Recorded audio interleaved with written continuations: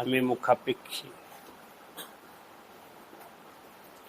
নিজেকে সবসময় মুখাপেক্ষী মনে করা,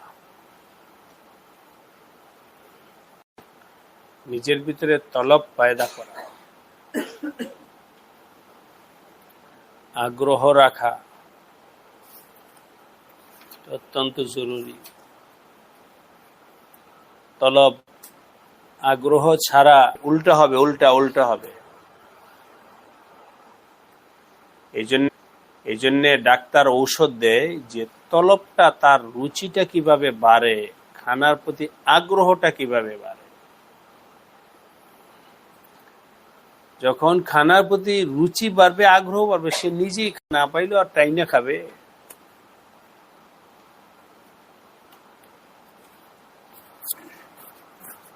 ঠিক এমনি ভাবে সুলুকের লাইনে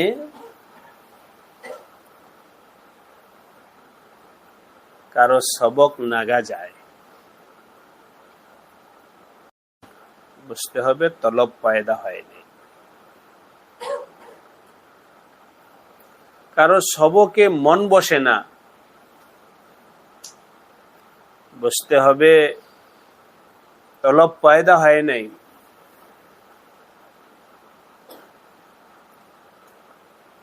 কারো জিকির যা আছে, সামনে আরো জিকির দিলে এটাকে বোঝা মনে করা, বোঝা গেল নিজের ভিতরে তলব পয়দা হয় নাই। তো সুলুকের লাইনে তলব জরুরি।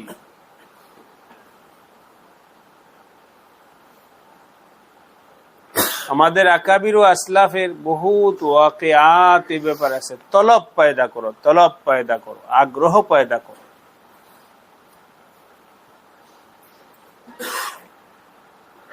দুই নাম্বার জরুরি কথা হলো যে এই লাইনে কোনো এশকাল নাই, প্রশ্ন নাই।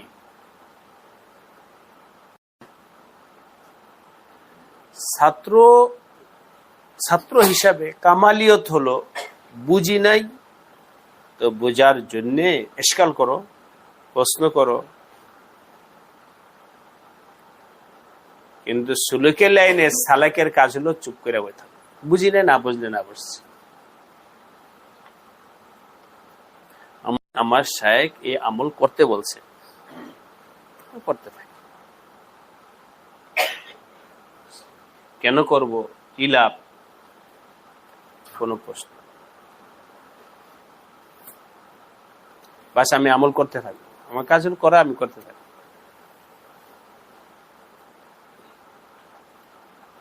কোনো প্রশ্ন নাই, সুলুকের লাইনে কোনো প্রশ্ন নাই।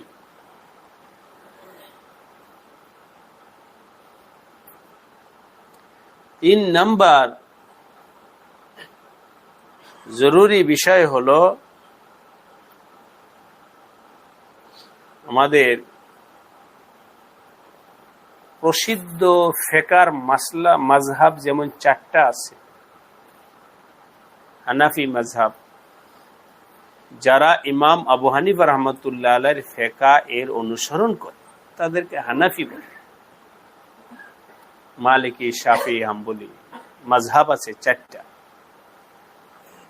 ঠিক এমনি ভাবে সুলুকের ক্ষেত্রেও চারটা তরিকা আছে।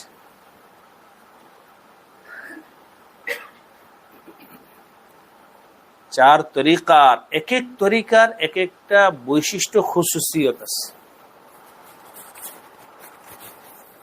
যেমন চার মাযহাবের এক এক মাযহাবের এক একটা খুসুসিয়ত আছে, বৈশিষ্ট্য আছে, পরিচয় আছে। ঠিক এমনি ভাবে চার মাযহাবের প্রত্যেক মাযহাবের পরিচয় আছে, চার তরিকার প্রত্যেক তরিকার পরিচয় আছে, খুসুসিয়ত আছে, বৈশিষ্ট্য আছে।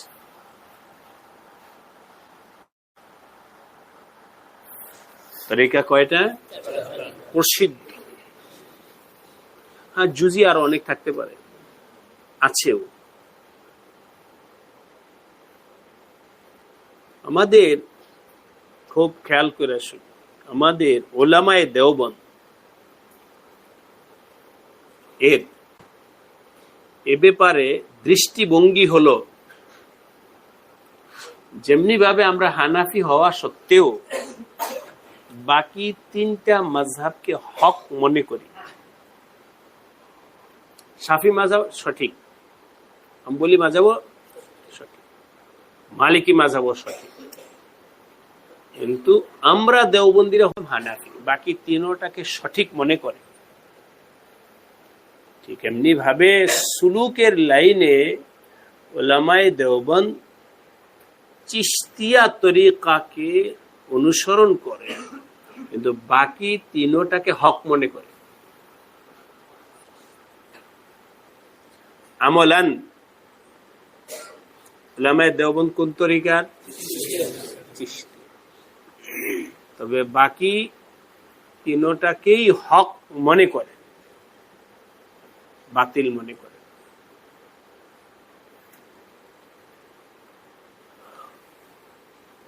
আর আলোচনা এই বিষয়ে আলোচনা বাড়াইতে চাই না, শুধু এতটুকু বললাম, এই চিশতিয়া তরিকার একটা বৈশিষ্ট্য, যে কথাটা বলার জন্য আপনাদেরকে এগুলো বলে আনলাম, গিরিয়া ও রোনা জানি। চিশতিয়া তরিকার বৈশিষ্ট্য হলো কান্নাকাটা করা।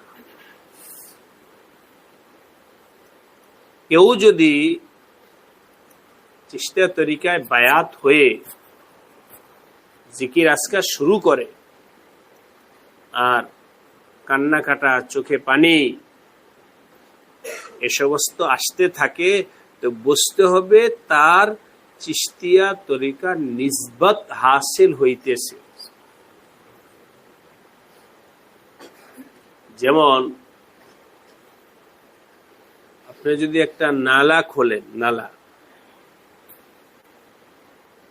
তো ওই নালা দিয়ে পানি আসতে থাকবে নদী থেকে, অটোমেটিক নালা খুললে নদী থেকে নালা দিয়ে পানি আসবে। ঠিক এমনি ভাবে তরিকাতের চিশতিয়া তরিকার নিসবত যখন কায়েম হবে, তখন জিকিরে বসলে চোখে পানি আসবে, কান্নাকাটা আসবে।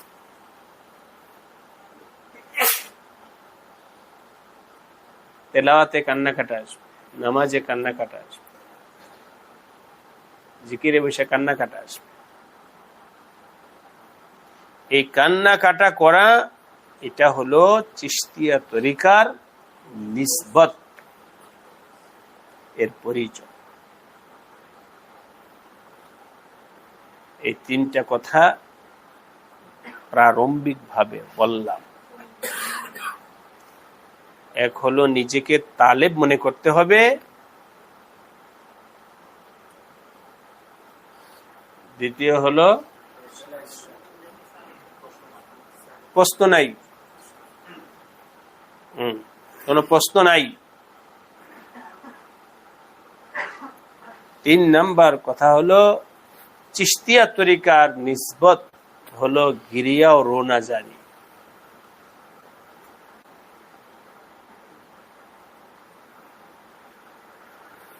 আল্লাহ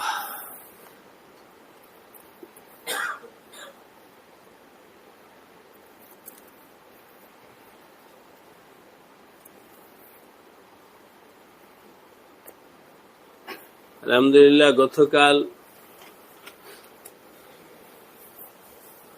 আমাদের আলোচনা হয়েছে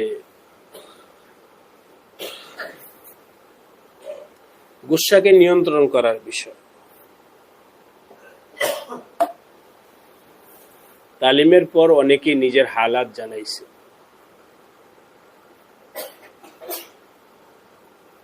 আল্লাহ পাক সবাইকে আগে বাড়ার তৌফিক দান করেন। যে বসে থাকা গলত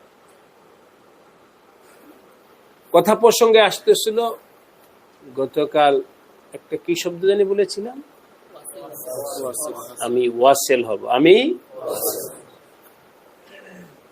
কয়েকজন ভাই পরে জানাইছে, হুজুর আমার ভাইয়ের সাথে আমার 1 বছর যাবত কথা হয় না, তালিমের পরে ফোন দিছিলাম, কারণ যেহেতু আমি ওয়াদা করছি ওয়াসিল হবে।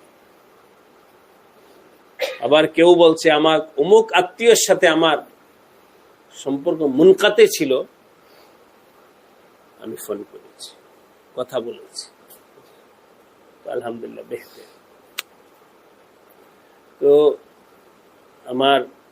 আমি কিছু না, আমার আল্লাহ বড়, আল্লাহ পাকের হুকুম বড়, আমার নবীজি বড়, আমার নবীজির হুকুম বড়। সুতরাং আমার আল্লাহর হুকুম মানতে গিয়ে যদি আমাকে কোথাও ছোট হতে হয়, তাহলে সেটা ছোট হওয়া নয়।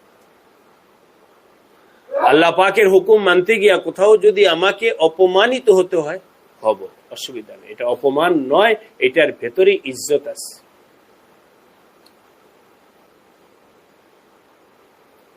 আমার কাজ হলো আমি সালাম দিব, সে সালামের উত্তর দিবে না, এটা তার ব্যাপার। আমি কথা বলবো, সে কথা বলবে না, এটা তার ব্যাপার। আমার পক্ষ থেকে আমি বিষয়টা ক্লিয়ার।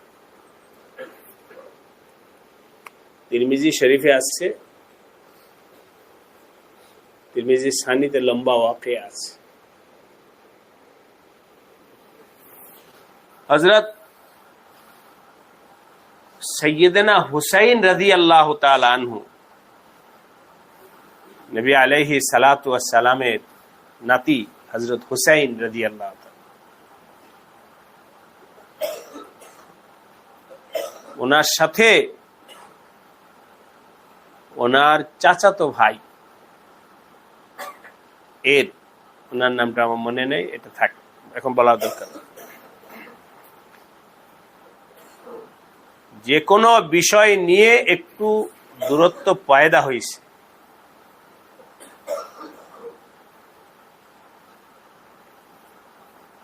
একদিন দুই দিন চলে গেছে, তৃতীয় দিন ওই চাচাতো ভাই চিঠি লিখছে, হযরত হুসাইন রাদিয়াল্লাহু তাআলা আনহুর কাছে চিঠি লিখছে যে তোমার সাথে আমার 2 দিন যাবত কথা হয় না,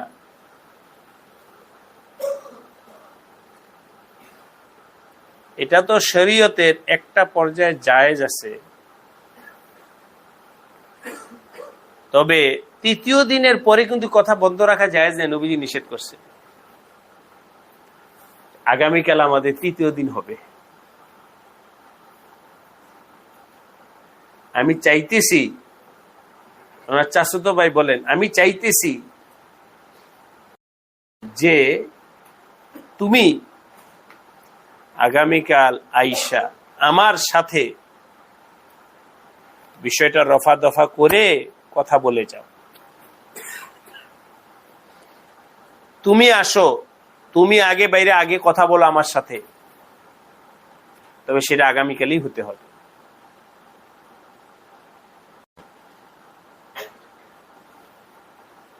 বাকি কথা হলো তোমাকে কেন আসতে বলতেছ, তুমি আগে কথা বলো কেন?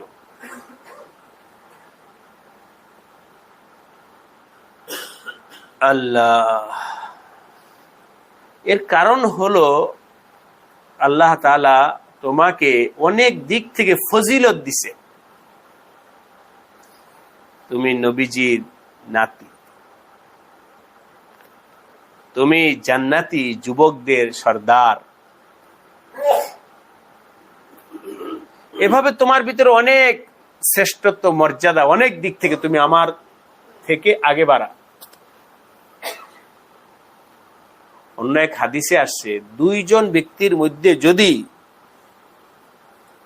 কোনো কারণে কথা কাটাকাটি হয়, বন্ধ হয়, হয়, নবীজি বলেন এই 2 জনের মধ্যে কে বেহতের জানো? যে ব্যক্তি আগে বাইরে কথা বলবে সে বেহতের। 2 জনের মধ্যে বেহতের কে?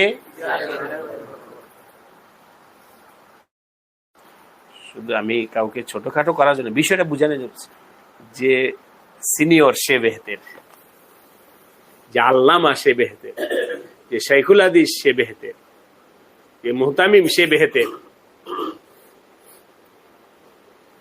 নবীজি বলছেন যে আগে বাইরে কথা বলবে সে কি?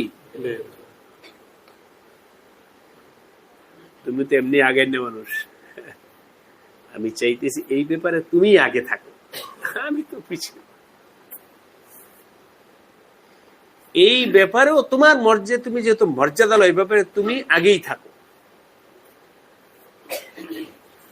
যদি তুমি আগে আইসা আমার সাথে কথা বলার মতো মন তোমার তৈয়ার না হয়, তাহলে আমি আসবো। ব্যাস, চিঠি পাঠাইছেন চাচাতো ভাই হযরত হুসাইন রাদিয়াল্লাহু তাআলা আনহুর কাছে চিঠি পাঠাইছে। হযরত হুসাইন রাদিয়াল্লাহু তাআলা চিঠি পাওয়ার সাথে সাথে একেবারে সব কাজ ফেলে রেখে দৌড়ে আসছে তার সাথে কথা বলার জন্য। কোনো চিন্তা নাই, কোনো ভাবনা নাই, আমি বড়, আমি এই, আমি সেই, আমি আগে বললে আমার লজ্জা হবে, এই হবে, সেই হবে, সবকিছু ফেলে রেখে দৌড়ে চলে আসছে।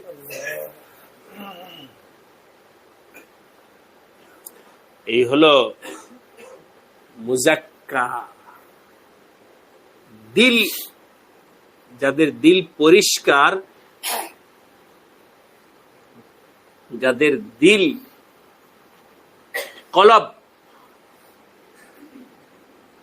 না, তো উঁচু মর্যাদা ছিলেন, সাহাবী ছিলেন অথবা তাবিঈ ছিলেন, সেটা ভিন্ন কথা। আমরা হিসাবে বলি যে সমস্ত আল্লাহর বান্দা মুজাহাদা, মেহনত, রিয়াজত করে নিজের কলবের মধ্যে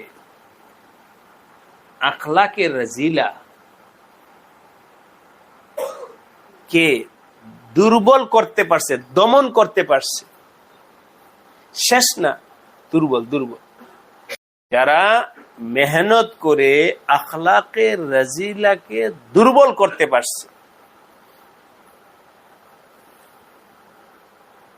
তারা এই কাজ করতে পারে।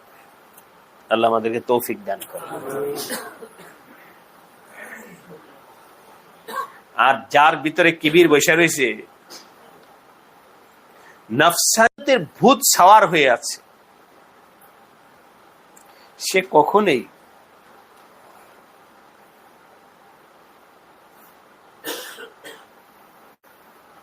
করবে না।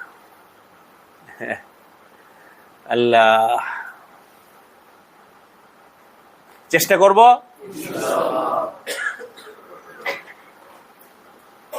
আমার কাছে কারগুজারি আছে, কারগুজারি।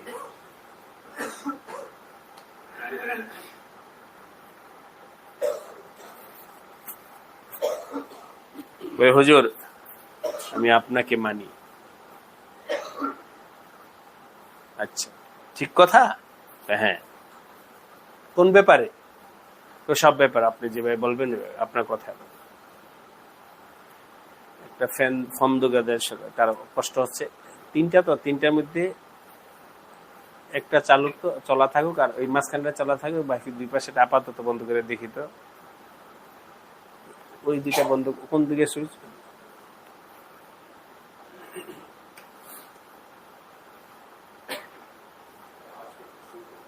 হ্যাঁ, ওই কাশি আসতেছে অনেকে। ব্যাস,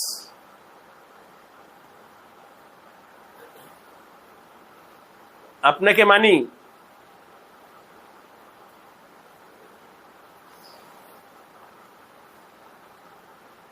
মানার ব্যাপারে কথা বলছি। আমি যখন বায়াত হয়েছে, আল্লাহ পাক যেখানে আমাকে লাগাইছে নিজের শাইখের প্রতি পরিপূর্ণ আস্থা, এতেমাদ থাকার জন্য,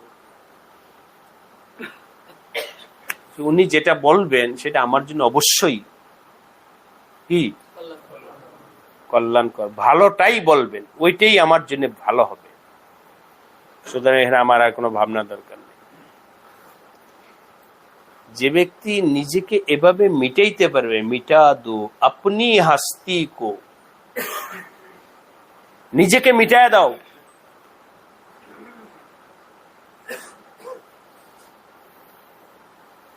বলতেছিলাম মানতে পারবেন ফয়সালা? একজনের সাথে কথা, জি হুজুর।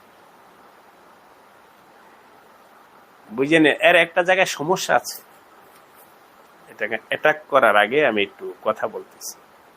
কথা মানতে ও যে আপনার কথা বুঝে নিন ভালো করে, ঠিক আছে, অমুক কাজটা ছেড়ে দেন হুজুর, এটার ব্যাপারে মাপ চাই। খুশি তো ইয়ার?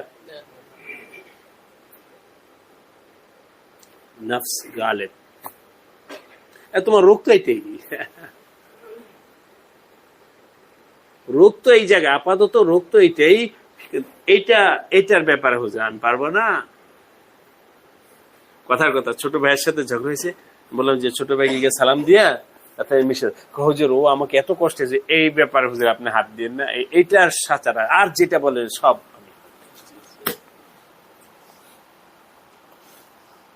হয় নাই।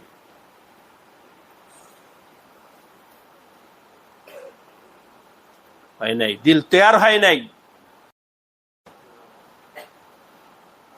নফস কি হয়ে গেছে? গালেব, খাহেশাত গালেব হয়ে গেছে, নফস গালেব হয়ে গেছে, দিল তৈয়ার হয় নাই। রোগ তো এখানে, এখানে ওষুধ দিয়ে না।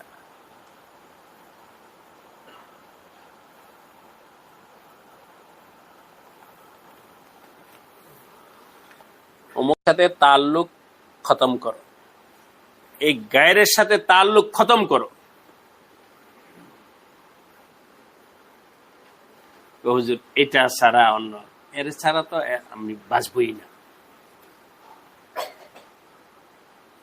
দিল তৈয়ার হয় নাই, ইসলাহ হয় নাই। এই হাদিসের মধ্যে আসছে, নবী আলাইহিস সালাম বলেন, লাও বনি আদমকে হালাক করে দিয়েছে। শয়তানের একটা হাতিয়ার হলো যে, আরো সহজে বলি কিন্তু, শয়তানের অন্যতম একটা হাতিয়ার কি? আমি করতাম, এই করতাম, সে করতাম, কিন্তু আমার সমস্যা ছিল না তার সাথে কথা বলতে, কিন্তু আমাকে অনেক কষ্ট দিয়েছে। এটা কি আব্দুল্লাহ? ওদিকে যাও, ইয়ার আড়াল থেকে সরো, আরো দিকে, হ্যাঁ। কিন্তু হ্যাঁ আমি রাজি, কিন্তু নাই, কিন্তু ছাড়ো, এটা শয়তানের হাতিয়ার। আমার রোগ যেখানে, সেখানেই আমার ওষুধ হবে, এই ওষুধ ছাড়া আমি কিন্তু। যাই হোক, আলহামদুলিল্লাহ অনেক ভাই ব্যক্তিগতভাবে হালাত শুনেছেন যে আমি আমার যে সমস্যা ছিল, আমি সমস্যার সমাধান ফোন করে কইরা সেরে দিচ্ছি। তো গতকাল আমাদের এই কথা ছিল, আমি কি হব? ওয়াসিল হব, মানে যাদের সাথে আল্লাহ এবং শরীয়তের সম্পর্ক রাখতে বলছে তার সাথে আমি সালাম দিব, আমি কথা বলবো, সে উত্তর দেখ না দেখ এটা তার ব্যাপার, আমার মাপ চাওয়া আমি চাবো, সে দিল বা না দিল এটা তার ব্যাপার, আমার জায়গাটা আমি ক্লিয়ার করে ফেলব। পারবো ইনশাআল্লাহ। আমাদের হাদিস চলতেছিল যে হাজারো নিয়ামত তার উপরে তোমার এহসান করছো, কিন্তু তারপরও সে তোমার সাথে খারাপ ব্যবহার করছে, তারপরও তাকে মাফ করো। তার ব্যাপারে নবীজি বলেছেন সিলমান কাতার।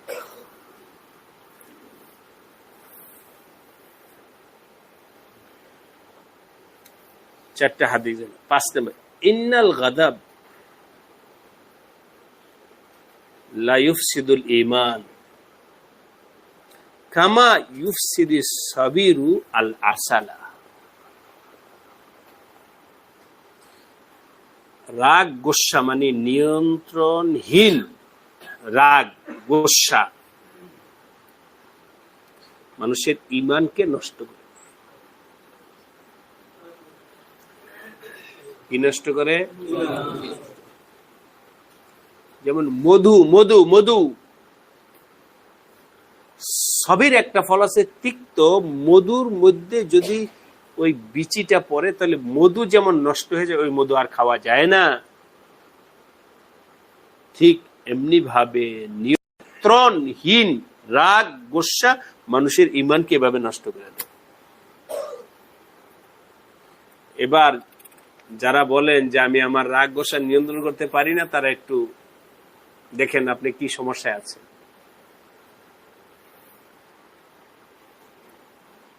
इलू एक निहायत कड़वी दवा है, अगर कोई भी कूट रहा हो तो हलक कड़वा हो जाता है। খুব এই আমার এখন মনে নাই, আপনারা বলতে পারবেন সাতক্ষীরা ওদিকে সুন্দরবন ওদিকে বাড়ি আছে কেন, ওখানে এক ধরনের গাছ আছে, আমি গেছিলাম, খুব একেবারে তেঁতুল থেকেও আরো বেশি টক একটা ফল আছে কিনা, কেওয়ার, কেওড়া ফল, হ্যাঁ হ্যাঁ মনে আছে, কেওড়া ফল, কেওড়া ফল। তো ওই সুন্দরবনের ওই দিক দিয়ে নদী যখন যেতেছিলাম তখন চতুর্পাশে কেওড়া ফলেরই। তো ওরা বলল যে হুজুর এত মারাত্মক, সুন্দরবনের থেকে মধু হয় তো, যে সময় এই গাছে ফল আসবে ওই সময় মধুর চাকের মধুগুলো এরকম তিক্ত হবে, কারণ এখান থেকে এই ফুল থেকে আহরণ করে পরে মৌমাছি মধু দিবে, এই মৌসুমে এই মধু খাওয়া দিব না, এত মারাত্মক। সবির এরকম ওই ধরতে পারেন, সবির কেওড়া ফল, কেওড়া ফল। হযরত বলতেছেন এটা কেওড়া ফল যদি কেউ এমনি পাটা দিয়া বাটে তো হলকের মধ্যে ওই ই লাগবে, তিক্ততা महसूस। एक मन शहद में जरा सा डाल दीजिए, सारा शहद कड़वा हो जाएगा। इसी तरह गुस्सा ईमान के मिठास और हलावत को कड़वा कर देता है। यानी गुस्सा वाले को अल्लाह ताला की मोहब्बत का मजा, इबादत का मजा, तिलावत के मजा नहीं आएगा। যার ভিতরে রাগ গোসা নিয়ন্ত্রণহীন হবে সে ইবাদতের মজা পাবে না, আল্লাহ পাকের মোহাব্বতের মজা পাবে না, তেলাওয়াতের মজা পাবে না, কারণ ওই যে কড়ওয়া ফল লাগে গেছে, এখন আর মজা পাবে না, सब नष्ट। क्योंकि गुस्सा ने इसके ईमान के कमाल और नूर को खराब कर दिया। এবার আমাদের সিদ্ধান্ত নিতে হবে আমি কি গুসাকে লালন করে রাখবো না ঈমানকে লালন করব। ঈমান হেফাজত করতে হলে কি করতে হবে?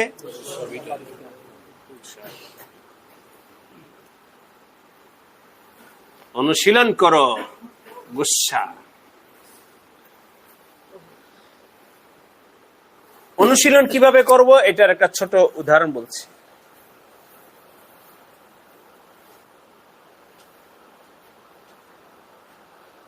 আপনাকে আপনার স্ত্রী কোন একটা কথা বলছে, মেজাজ খারাপ হয়ে গেছে,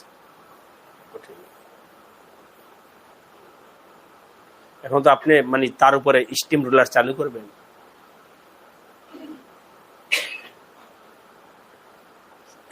এখন পরীক্ষা, ইমানের পরীক্ষা। এখন আপনি বের হয়ে চলে যান, এসব বললেন না, নিচ থেকে অজু টজু করে আইসা এই স্ত্রীর সাথে একটা মজাক রসিকতার কথা বললেন,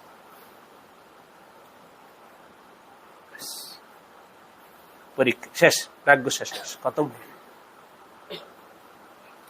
এই যে করলেন, এটা করলেন হলো তাকাল্লুফান, দিল তৈয়ার হয় নাই, এরকম করতে। যেহেতু এই যে এখানে ওয়াদা হলো যে আমার ইমান বড়, ইমান হেফাজত করতে হবে, সুতরাং তাওয়ান ওয়া কারহান, ইচ্ছা অনিচ্ছায় বাস বললাম আজ করেন, কাল করেন, পরশুদিন করেন, ইনশাআল্লাহ আস্তে আস্তে ওই রাগ গোসাটা আপনার ভিতরে নিয়ন্ত্রণ হবে। আজ করেন, কাল করেন, পরশুদিন করেন।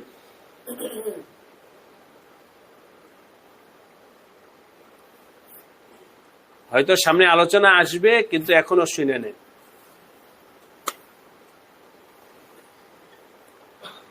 হযরত মির্জা মাজহার জানে জানা রহমতুল্লাহ আলাইহি অনেক বড় বুজুর্গ আল্লাহওয়ালা ছিলেন, কিন্তু ওনার ঘরের স্ত্রী ছিল অনেক বদমেজাজি।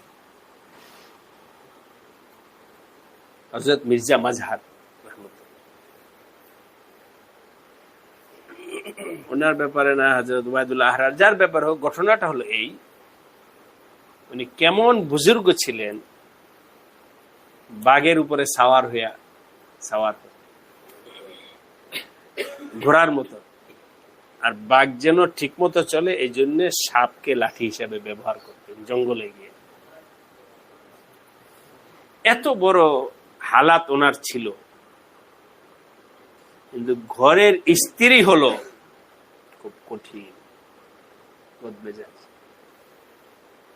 একদিন এক খাদেমকে খানা আনতে পাঠাইছে,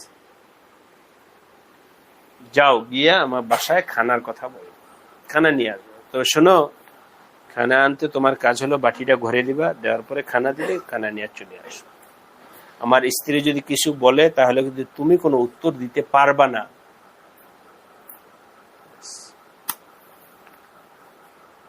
কিচ্ছু বলতে পারো, চুপ করে যাইবা আর খানা নিয়ে আসবে, শেষ। গেছে খাদেম খানা আনতে। খানা আনতে যাওয়ার পরে গিয়া যখন টক্কা দিছে, তো ভিতরে কে?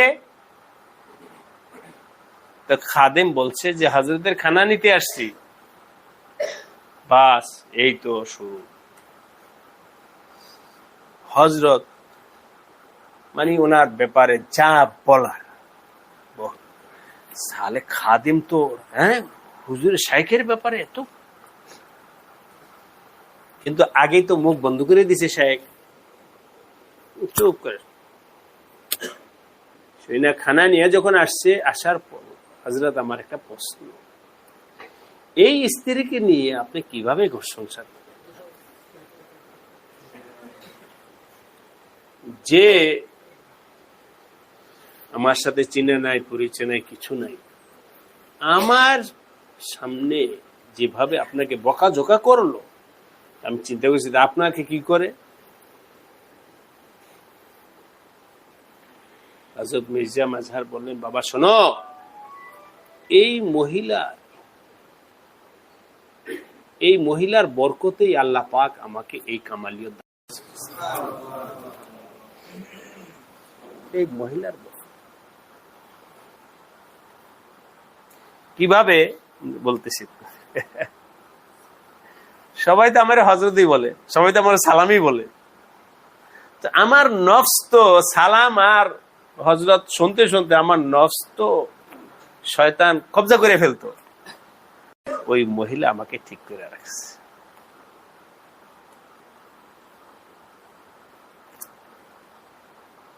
হাদিসে আসছে, এক মহিলা অন্য একটা বলছে, এক মহিলা কান্নাকাটা করছে, বিলাপ করতেছে, নিজের বাচ্চা মারা গেছে এই জন্য বিলাপ করতেছে। নবীজি বলছে, এই মহিলা এরকম বিলাপ করো না। তো মহিলা রাগ করে নবী বলছে, আমার বাচ্চা মারা গেছে, তুমি ওয়াশ করতেছি, যাও। চিনে নেই। কিছুক্ষণ পর তাকে জানাচ্ছে, এই মহিলা তুমি তো নবীকে ধমকি দিলা। সাথে সাথে মহিলা এসে মাপ চাইছে, ইয়া রাসূলুল্লাহ, আমি আপনাকে চিনি নাই। তো নবীজি বললেন, শোনো, সবর তো বিপদের সময়। সবর কি? তুমি যে বললা আমার বাচ্চা মারা গেছে, এমন আপনি আমার ওয়াজ করেন, আরে এইটাই তো সবর। স্বাভাবিক থাকলে কিসের সবর? এখন তোমার মর্জির খেলাফ যদি কেউ বলনেওয়ালা না থাকে, তো তোমার ইমতিহানটা কোথায় থেকে হবে? আপনার মনে কথাটা বুঝলেন না? আপনার গোসা আসলে হজম করলে তখন না হজমের মাসলা, গোসা করার মতোই কোনো পরিস্থিতি নেই। ওই মহিলা তো হারদম আমাকে গোসা করার পরিস্থিতি সৃষ্টি করে রাখে। কিন্তু আমি হজম করতে করতে করতে করতে আল্লাহ পাক আমাকে এই জায়গায় পৌঁছেছে, এই জায়গায় পৌঁছেছে।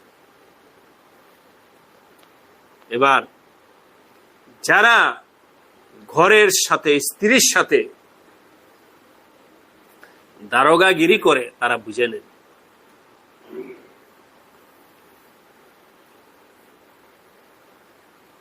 সব দুনিয়ার কাছে ভালো, দুনিয়ার সব মানুষের কাছে ভালো। স্ত্রী কাছে তুমি ভালো হও নাই, তোমার ব্যবহারে তোমার স্ত্রী তোমার উপরে নারাজ। নবীজি বলেন তুমি ভালো মানুষ হও নাই। তুমি ভালো ওই সময় যখন তুমি তোমার ব্যবহারে, তোমার আচরণে তোমার স্ত্রী তোমাকে কি বলবে। এই ভালো হওয়ার মানদণ্ডটা কে বলছেন? নবীজি বলেছেন। এমনি কথার কথা বলছি, আমার মুসল্লিরা আমাকে ভালো বলে, হবে না কেন? আমি তো মসজিদে আসছি, সেজে গুজে আসছি। মুসল্লিরা তো আমার সাজাগুজা অবস্থায় দেখছে, ভালোই তো বলবে। এই ভালো হবে না। মহল্লার মানুষ আমাকে ভালো বলে, এই ভালো হবে না। আমাকে ভালো হতে হবে আমার স্ত্রীর কাছে। আচার ব্যবহার সবকিছু দ্বারা স্ত্রীর কাছে ভালো হতো। হাদিসে আসে আহসানুকুম আহসানুকুম ইনদা আহলি, তোমাদের যাদের ব্যবহার স্ত্রীর কাছে ভালো, সে নবীজি বলেন তোমরা ওই লোকটাই ভালো। সুতরাং কারো যদি এই ধরনের বদমেজাজি থাকে ঘরের সাথে, তো उसको सुधरना चाहिए, সংশোধন করতে হবে। এখানে কোন প্রশ্ন আছে? কেন? কার? নবীজি আলাইহিস সালাম। হুজুর কিন্তু তোমার স্ত্রী কি মির্জা মাজার জানা রহমতুল্লাহ আলাইহির স্ত্রী থেকে বেশি হয়ে গেছে? কিন্তু নাই।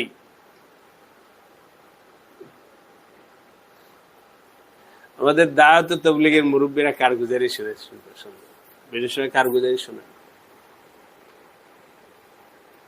জামাতে গেছে, একজন লোক মারা গেছে, শোনেন, মারা যাওয়ার পর তাকে যখন জানাজা পড়ার জন্য নিয়ে আসছে মসজিদে, তো জায়নামাজ, তসবি, টুপি সবকিছু খাটিয়ার মধ্যে করে নিয়ে আসছে। ইমাম সাহেব জিজ্ঞাসা, ভাই এগুলো আনছো কেন? এই তসবি, জিকির, জায়নামাজ হ্যাঁ ইবাদত করতে হ্যাঁ করছে, যখন চলে গেছে তো এর সাথে সব দিয়ে দিচ্ছে। কেন? এর আমলের দ্বারা ঘরওয়ালারা সবাই বিরক্ত ছিল, মরছে, এখন তারা কি হয়েছে? এগুলো আমরা কি করব? এগুলো সহ দিয়ে গেছে, ঘরওয়ালারা তোমার প্রতি বিরক্ত ছিল।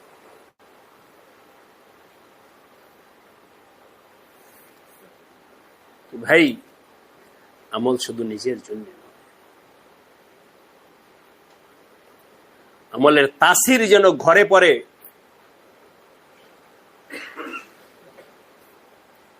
তোমার জিকির, তোমার তসবিহ, তোমার দোয়া, তোমার কান্নাকাটা, তোমার আল্লাহ রাস্তায় সময় লাগানো, তুমি আলেম, তুমি চিল্লাওয়ালা, এটার মাহাসিন যেন ঘর পায়।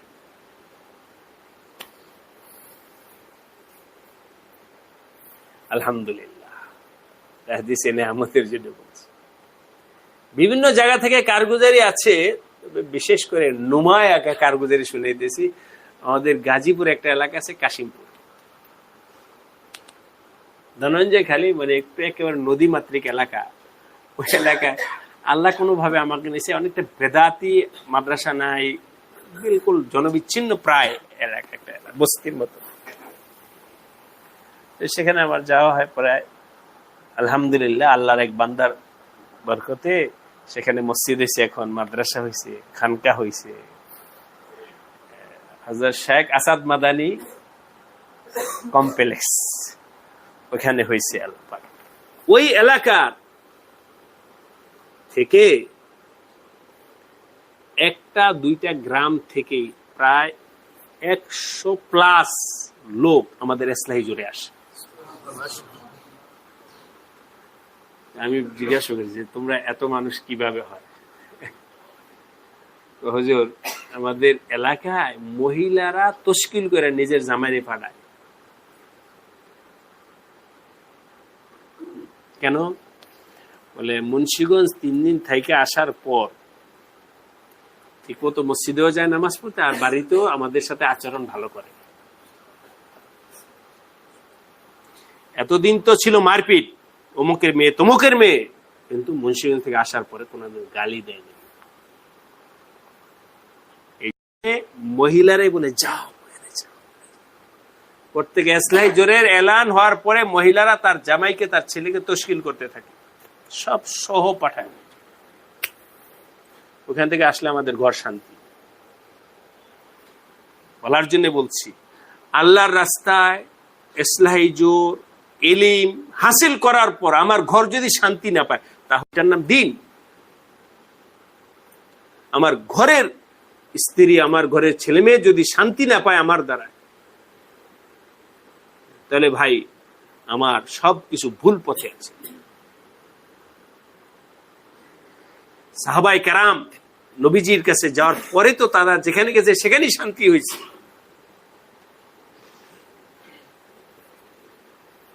আল্লাহ আমাদের সবাইকে তৌফিক দান করে, গোসাকে নিয়ন্ত্রণ করা। 5 নম্বর হাদিস গেল, গোসা নিয়ন্ত্রণ করতে না পারলে কি হবে?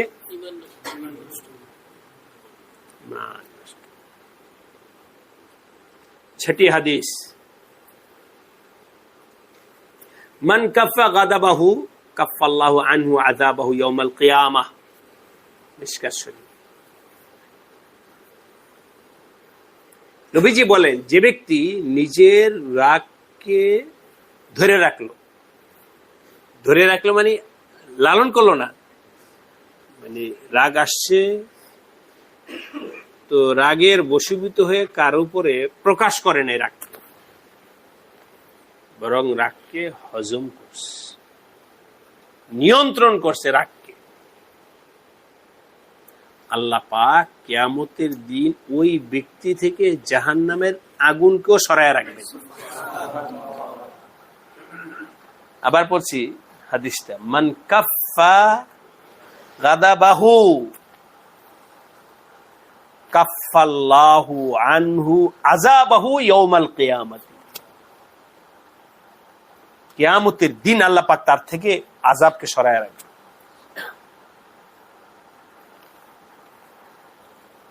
जाहिर बात है गुस्सा रोकने में तकलीफ होती है, उसने अल्लाह के लिए तकलीफ उठाई, लिहाजा इस मुजाहदा पर इतना बड़ा इनाम है।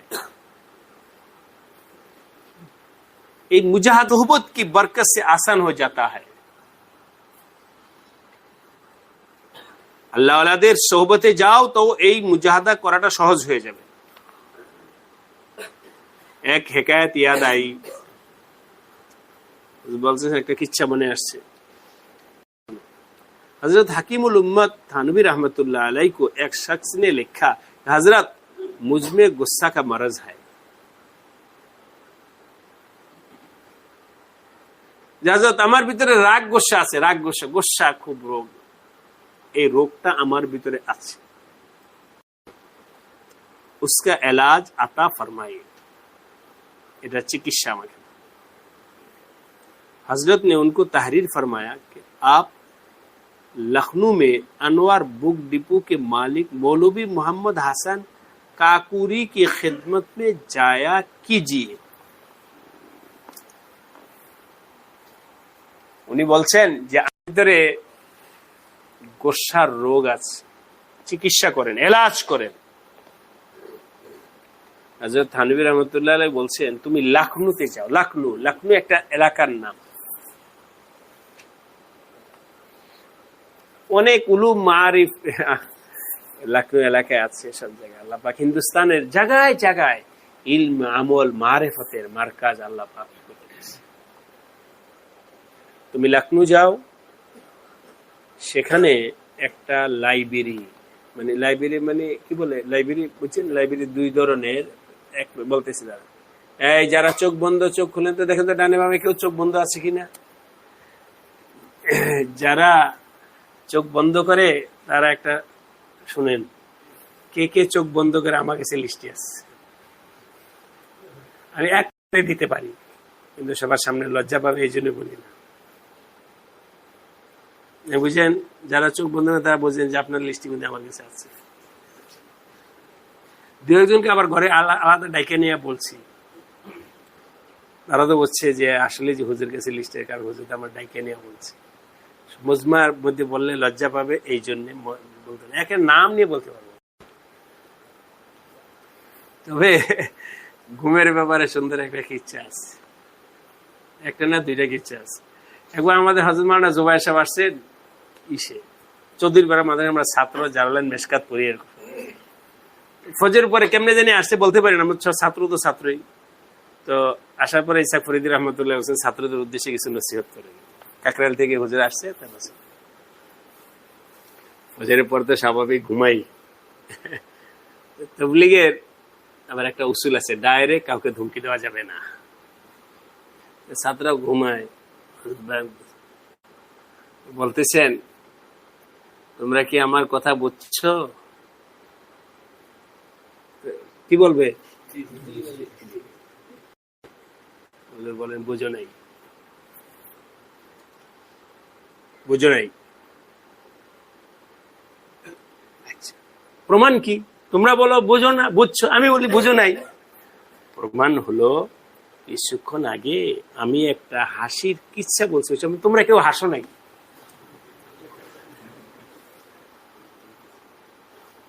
কি বুঝা গেল? ঘুমাইছিল। ঘুমের মানুষ কি হাসবে?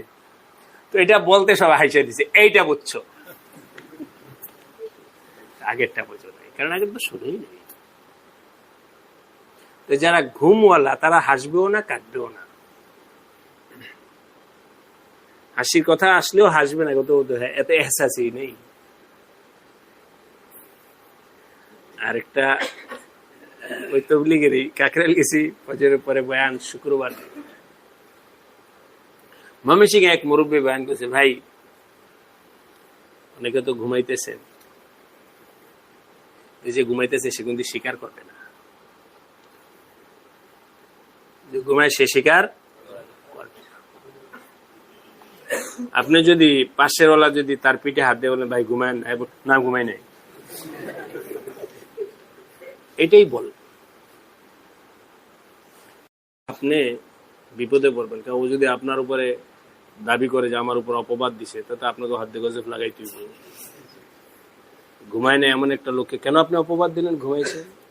এই জন্যে আপনি যদি পিঠে কেউকে জাগাবেন না, ঘুমানে ওলাদেরকে জাগাবেন না, ঘুমাক। ঘুমাইতেছে এটা আগে আপনি কনফার্ম হবেন যে আসলে সে ঘুমায় কিনা। যখন দেখলেন হ্যাঁ আসলে ঘুমায়, আরেকজনকে বললেন ভাই দেখো তো ঘুমায় কিনা, আগে শাহেদ বানান।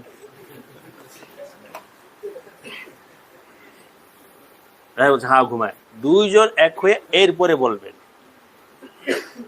এই যে এরপরও সে বলবে ঘুমাই নাই, আমি মন দিয়ে বয়ান শুনতে। তাহার ঘুমানেওয়ালা মন দিয়ে বয়ান শুনে মন দিয়ে আমল করে।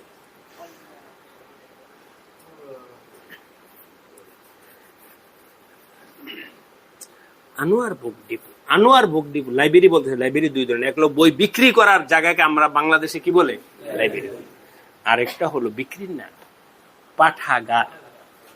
বুঝছেন তো না? তো এটা হলো বই বিক্রির দোকান, কিতাব বিক্রির দোকান। আপনাদের তৌফিক হলে দেওবন্দ চাইবেন। দেওবন্দ তো আমাদের হযরত নূর হোসেন কাসেমি, এরপরে কাজী মোতাসিমিল্লাহ রহমতুল্লাহ আলাইহি, ওনারা বলতেন ছাত্রদেরকে। এখন তো সে বলনেওয়ালা লোক নাই, এখন সে বলনেওয়ালা লোক নাই।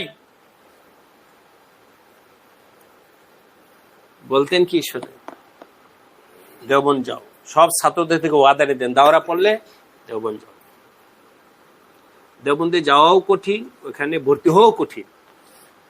নূর হোসেন কাসেমি রহমতুল্লাহ বলতেন বাজি, ছাত্রদেরকে উনি মোহাব্বতে বাজি বলতেন, বাজি যাও, দেওবন্দের সদর গেট দিয়ে ঢুকবা, তোমার দাখিলা হলো না বা কোনো কারণে ভিসা হয় নাই, তুমি মাদানী গেট, নাম সদর গেট, আরেক সাইডে হলো মাদানী গেট, দুইকে ওই মাদানী গেট দিয়ে বের হইয়া কোনো রুমে ঢুকলে না, এমনি ঘুরে পরে আবার বাংলাদেশে আইসা পড়লো, তো ঘুরে আসো, দেখে আসো। এখন আমাদের মুহাক্কিকিন কি বলে জানেন, এখন দেওবন্দ যেমন যাওয়া দরকার, আমার বাংলাদেশে অনেক বড় কি হয়ে গেছে, অনেক বড় বড় মাদ্রাসা হয়েছে, বড় সার্টিফিকেটের জায়গা হয়েছে, তাহকিকির জায়গা হয়েছে, এই শোনো, হয়েছে বাংলাদেশে অমুক জায়গা হয়েছে, কিন্তু আল্লামা কাশ্মীরি যে জমিনে পা রাখছে ওই জমিন বাংলাদেশে হয়েছে। হযরত মাদানী যে রাস্তা দিয়ে হাঁটছেন ওই রাস্তা বাংলাদেশে হয়েছে। হযরত শেখুল হিন্দের মুজাহাদা যে জমিনের সাথে লাগাছে ওই জমিন বাংলাদেশে হয়েছে। বহু দূর হ্যায় মক্কা, বহু দূর হ্যায়। ইলমের কেন্দ্র হয়েছে, মার্কাজ হয়েছে, বহুত কিছু হয়েছে, দেওবন্দ হয়নি। দেওবন্দ বিল্ডিং এর নাম না, দেওবন্দ আক্ষরিক সনদের নাম না, দেওবন্দ তো হলো মুজাহাদা, মেহনত, মুশাক্কাত, চোখের পানি, সব কিছু কুরবানির জায়গা হলো দেওবন্দ।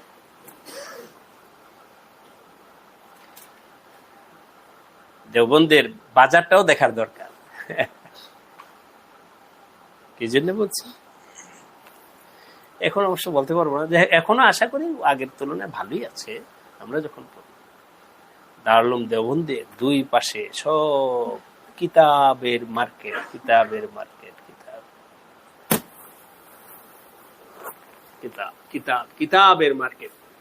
এখানে ওই লম্বা পর্যন্ত দোনো পাশে কিতাব কিতাব কিতাব কিতাব কিতাবের। আমি কোন জায়গাকে ছোট করার জন্য না, হজ উমরায় যারা গেছেন মক্কা শরীফ থেকে, বাইতুল্লাহ শরীফ থেকে বের হয়ে আপনি হোটেলে যাওয়ার পর রাস্তার দুই পাশে কি স্বর্ণ, স্বর্ণ, স্বর্ণ। বুঝে নাই কি, কিসের দোকান? দারুল উলুম দেওবন্দের মাদ্রাসা থেকে বের হয়ে বাজার যাওয়ার দুই পাশে কিসের দোকান? এই বাজার আর দুনিয়াতে কোথাও আছে বলে আমার জানা নাই।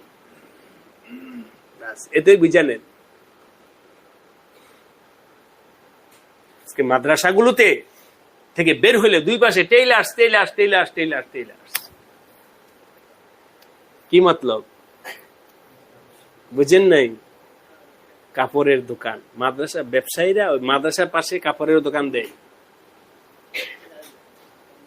কেন? ছাত্ররা প্রতি মাসে পাঞ্জাবি বানায়। আলহামদুলিল্লাহ, তাহাদিসে নেয়ামতের জন্য বলছি। দারুল উলুম দেওবন্দে ছাত্রদেরকে মাসিক দাওরা, ছাত্রদের আমরা যখন পড়ছি ওই সময় ওজিফা দিত 60 রুপিয়া, 60 রুপিয়া, 50, এরপরে 60, 60, বুঝছেন তো? 60 রুপিয়া করে প্রতি মাসে চা খাওয়ার জন্য দিত। এটাকে ওজিফা বলে, ছাত্রদের ভাতা। ভাতা, ছাত্রদের ভাতা দিত 60 রুপিয়া কইরা। আর প্রত্যেক ছাত্রকে কার্ড আছে, সেনাক কার্ড, ওইটা ব্যাংকের মতো কার্ড দেখায়া তো তারকে গেলে আপনার টাকাটা দিয়ে এন্ট্রি করে দিয়ে দিন। ছাত্ররা যায়, কার্ড দেখাইলে টাকাটা দিয়ে দিন। মসজিদে কাদিমের পাশে অফিস,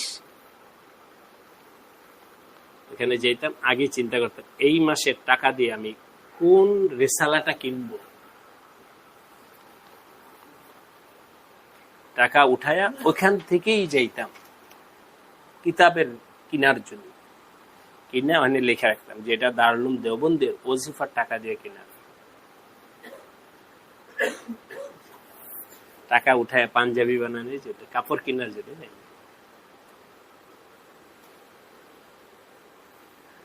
তো যাই হোক, বলতেছিলাম হযরত থানভী বলেন যে এই ওই আনোয়ার বুক ডিপো লখনৌতে একটা দোকান আছে, ওই দোকানের মালিক হলেন হযরত মৌলভী মুহাম্মদ হাসান কাকুরি। ওনার সাথে প্রত্যেকদিন ওনার সাথে সাক্ষাৎ করতে চাই। আপনাদের কি মনে আছে? কেন? রাগ গোসার চিকিৎসার জন্য। ওনার সাথে রোজানা দেখা করবা, বাস। खिदमत में जाया कीजिए। कुछ अरसा बाद उस शख्स ने हजरत हाकिमुल उम्मत को लिखा, हजरत मेरा गुस्सा जाता रहा, আমার রোগের চিকিৎসা হয়ে গেছে।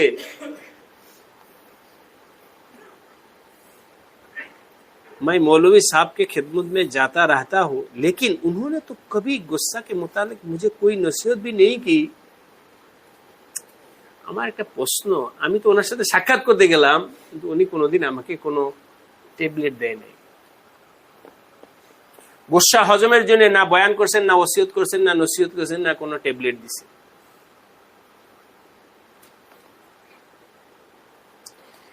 ये क्या बात है कि मुझे इतना फायदा हुआ? हजरत ने फरमाया कि मौलवी साहब हलीमुत्तबा है, उनके दिल में सब्र और हिल्म, बर्दाश्त का मात्रा बहुत है। वो मौलाना साहब उन्हें ऊंचा हिलिम वाला। ওই এই যে শোনেন, দুনিয়ার মানুষ তাকে কি হিসেবে চিনে? লাইবেরিয়া। গতকাল বলছিলাম পর্দা দাও, পর্দা দাও, পর্দা দাও। দুনিয়ার মানুষ তাকে কিতাব বিক্রেতা হিসেবে চিনে। কিতাব বিক্রেতা। মন চায় আবার পিছনের জীবনে ফিরে যেতে, দেওবন্দের। দেওবন্দের সাথে সম্পর্ক ছিল আশিক। বয়ানের দ্বারা তো হবে না, যে এটা বয়ান, এনে বয়ান আছে। দারুল উলুম দেওবন্দের এই ঘটনায় এখন যারা নওজোয়ান উলামা আছে তাদের জন্য বলছি। সদর মুফতি দারুল উলুম দেওবন্দের মুফতি জফির উদ্দিন সাহেব রহমতুল্লাহ, ফতেয়া দারুল উলুম দেওবন্দের মুরাত্তিব, দেখবেন ওখানে লেখা আছে মুফতি জফির উদ্দিন সাহেব। কি উনি দারুল উলুম দেওবন্দের মুফতি, মানে সাধারণ শিক্ষক।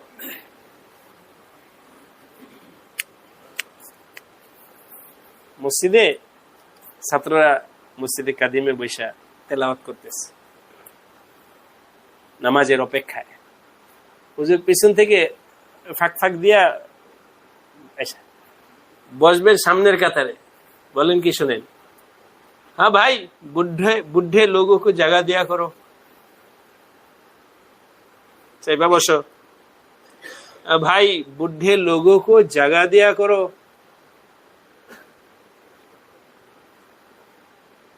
ভাষাটা বুঝছেন? আমি সরো, আমি তো এটাই বলতাম ছাত্রদেরকে। আমি শেখুল্লাহ দিয়েছি, সরো। উনি কি বলেন? এটা ওনাদের মুখের কথা না, এটা অন্তরের হালাত। এটাই মিটানে, ये लोग तो मिटाने वाला है। কোথায় পাবেন এই সমস্ত লোক?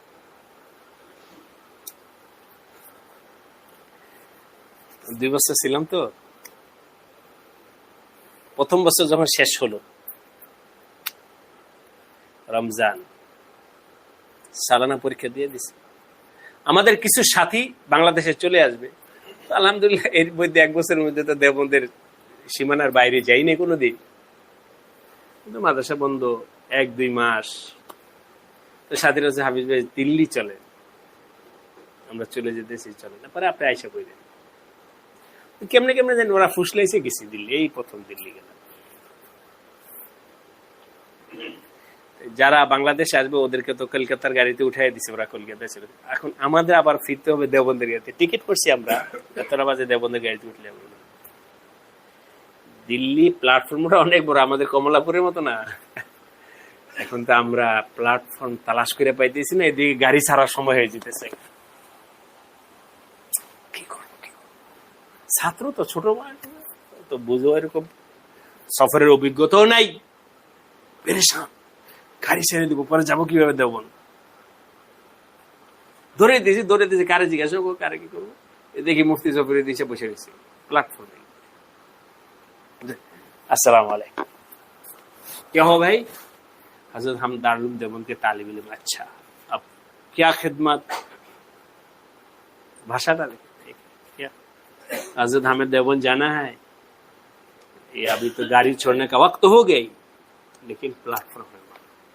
अच्छा, दो टिकट दो के टिकट दो, आ जाओ हमारे साथ। হুজুর সিঁড়ি বায়া উপর থেকে, সিঁড়ি বায়া ওই দেওবন্দ, ওই গাড়ি বগি নাম্বার উইঠা, ये तुम्हारा सीट है, यहाँ बैठ जाओ। আমরা ভাবছি যে হুজুরও মনে হয় কোথায় যাবেন, এবার আমাদেরকে বসায়া নামতেছেন। हजरत আপনি जाएंगे? नहीं, हम तो घर में जाने वाले हैं, हम तो अपना घर जाएंगे, दूसरा गाड़ी है हमारा।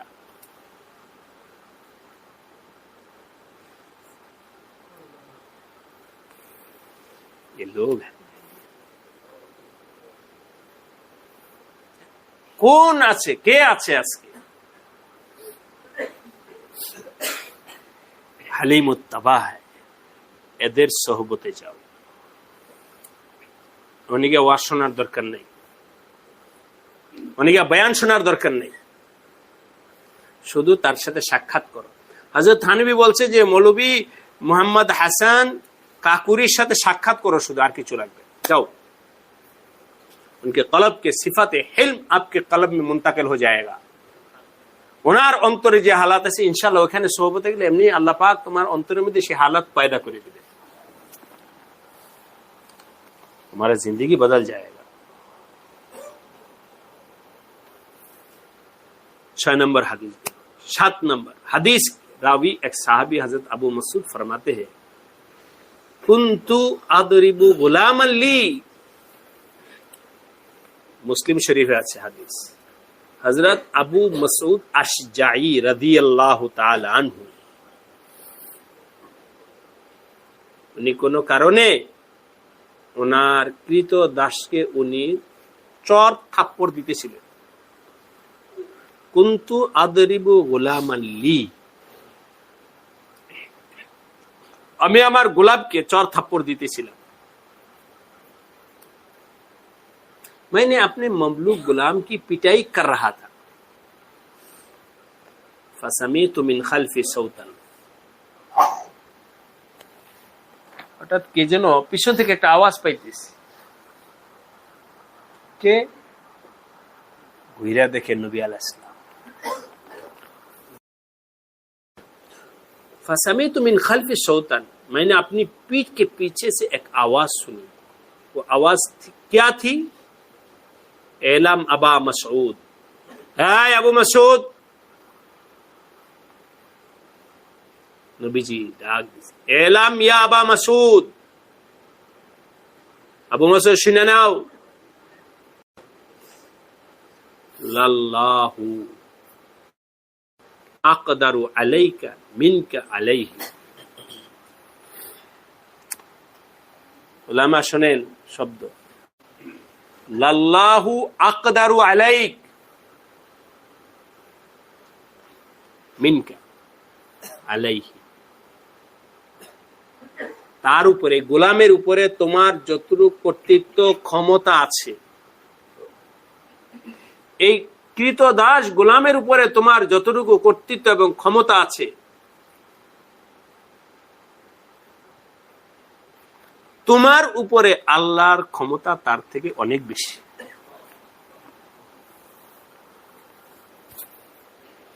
তুমি কোন দিন অন্যায় করার কারণে আল্লাহ সাথে সাথে তোমাকে থাপ্পড় দিছেন? তোমাকে কোনোদিন থাপ্পড় দিছেন আল্লাহ? বলেন, কোনোদিন আল্লাহ থাপ্পড় দিছেন? এক প্রশ্ন।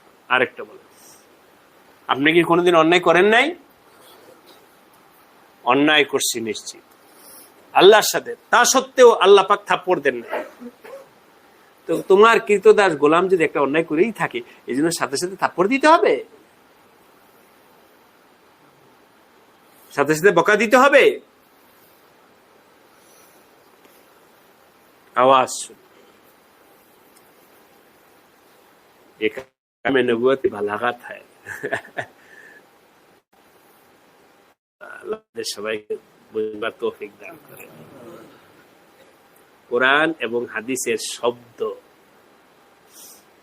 আজকে আমাদের তালিবি ইলমরা আদব পড়তে চায়। একবার বাবুনগর মাদ্রাসায় গেছি, যাওয়ার পরে সেখানে আদব বিভাগে আমাকে নিয়ে গেছে যে ছাত্রদেরকে কিছু নসিহত করে। বাবুনগর অনেক বড় মাদ্রাসা, হাজরত हम तो छोटे आदमी, এই মহিবুল্লাহ বাবুনগরী এখন যে হেফাজতের আমির আছেন উনি কথায় কথায় আসছে, আমাকে যে নিয়ে গেছে সে আমাকে হযরতের কাছে অনেক বড় করে তুলছে, গিয়া দেই ছাত্র মাত্র সব দাঁড় করা ইস্তেকবালে হযরত নিজে দাঁড়ায় রয়েছে। আমার খুব নামার পরেই অনেক আগের কথা, মহিবুল্লাহ বাবুনগরী সাহেব উনি বলতেছিলেন, আগে নাস্তা খাবেন না আগে বয়ান করবেন? মাদ্রাসা, বাবুনগর মাদ্রাসা তো এলিমের মার্কাজ, আমি তো ভয়ে সেখানে ছাত্র হওয়ারও যোগ্যতা রাখি না, আমি কি বয়ান করব? আমি তো বয়ান করতে আসিনি, আমি তো আপনার জিয়ারতে আসছি।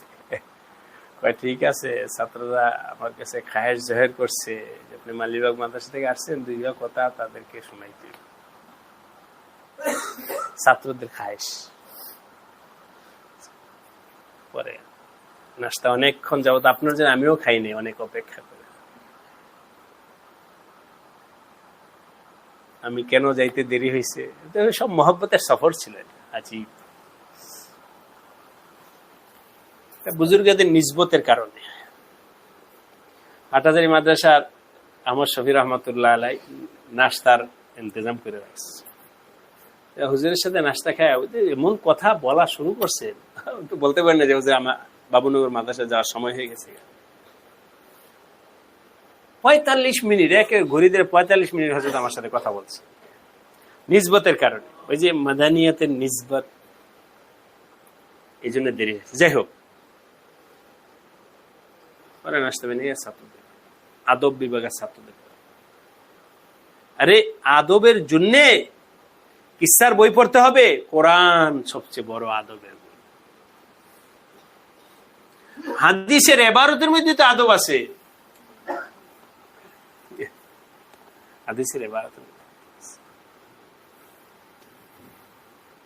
আরমান সাহেব মনে আছে একবার মক্কা শরীফে কোরআন কারীম পড়তেছে, পড়ার পরে বললাম দেখেন তো এই জুমলাটা তো খুব চমৎকার। এক তো ফিরছে আল্লাহর কালামেই চমৎকার। সাইয়্যিদানা মুসা আলাইহিস সালামের ব্যাপারে আমি তো হাফেজ না, তারাবির নামাজের সময় হাফেজ শব্দটা কি ঠিক বলছে? হাফেজ সাহেব যে শব্দটা পড়লো, এই শব্দটা কি এখানে ঠিক আছে? দিল মে খটক লাগতা হ্যায়, ঠিক আছে, তো তার কোই বাত নেই, শেষ, আর চিন্তা করো। সাইয়্যিদানা মুসা আলাইহিস সালাম কি বলতেছেন? ওই যে যখন ওই কিপ্তিকে মাইরা পরে গেছে গা, পরে পেরেশান হইয়া হযরত শুআয়ব আলাইহিস সালামের এলাকায় আসছে। হ্যাঁ রাখেন, আমি বলতেছি। ক্লান্ত শরীর কার? আশ্রয়হীন, ক্লান্ত আশ্রয়হীন। 2 গন্তব্যহীন, কোথায় যাবে এটাও কিন্তু কি নাই। ক্লান্ত, আশ্রয়হীন, গন্তব্যহীন। দুনিয়ার আদালতে ফাঁসির আসামি। আপাতত চারটে হালাত বললাম, কারণ ওই যে কীর্তিকে থাপ্পড় দিয়ে মেরে ফেলছে, তো এখন তো ওনার নামে ওয়ারেন্ট জারি হয়ে গেছে যে ওনাকেও হত্যা করবা। এবার বলেন তো লোকটার কি অবস্থা? চলতে চলতে এক পাথরের সাথে হেলান দিয়ে বসে আছে, ক্লান্ত হয়ে বসে আছে। তখন ওই রুহানি জগতে আল্লাহকে বলতেছেন, রব্বি ইন্নী বিমা আনজালতা ইলাইয়া মিন খাইরিন ফাকির। এবার বলেন তো, আয়াতটা বলেন, হাফিজিরা বলেন। আমি ঠিক বলছি?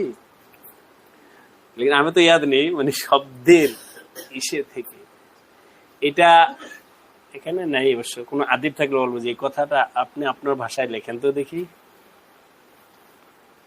পারবেন না, পারবেন না। এত সুন্দর আমার আল্লাহ পাকের কালাম।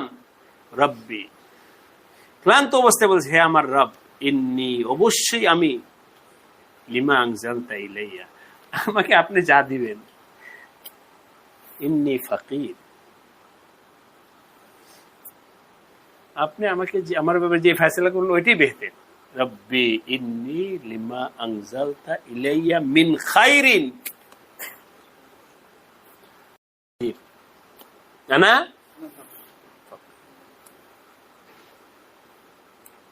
রব্বি ইন্নী, বলেন, বিমা আনজালতা ইলাইয়া মিন খাইরিন ফাকির। এরকম অসহায় অবস্থায় হাত তুলে আল্লাহ কাছে দোয়া করে আর এই আয়াত পড়ে। কি লুৎফ, কি মোহাব্বত, হালাত, কি আজিজি, ইনকিসারি, সব এই কথার মধ্যে আছে। আর শুনবেন আজিজি ইনকিসারি নবীদের দোয়া। আমাদের হযরত মাওলানা আবুল হাসান আলী নদভী রাহমাতুল্লাহ একটা কথা বলছে, আমাদের নবী হযরত মুহাম্মদ, উনি যে নবী, এটার জন্যে নবুয়তের প্রমাণ হিসাবে আমি মনে করি এটাই যথেষ্ট। সবাই বুঝতেছেন কথা?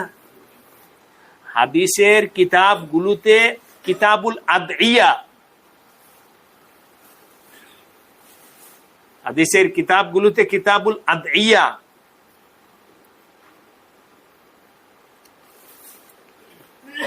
আলিবাগ মাদ্রাসা এভাবেই আপনাদেরকে বলছি, দাওরায় তিরমিজি সানি পড়াই।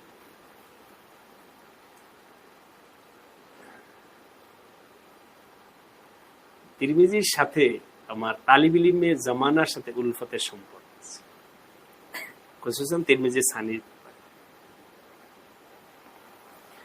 আরো অনেক মাদ্রাসায় পড়ায়, সব মাদ্রাসায় তাবাররুকান বুখারী পড়াই, বদুল ওয়াহি, মাসে একদিন সবক পড়াই। মাদ্রাসা রোজানা পড়াই, লম্বা নেশার। তো আমাকে বলছে, আপনি কি কিতাব পড়াইতে চান দাওরায়? তিরমিজি সানি পড়াইতে চান। কিন্তু তালিব ইলমদেরকে বকাঝকা করে যে তোমরা তো কাবেল না, তিরমিজি সানি পড়ারও কাবেল না, বোঝার মতো তোমাদের দিল হয় নাই,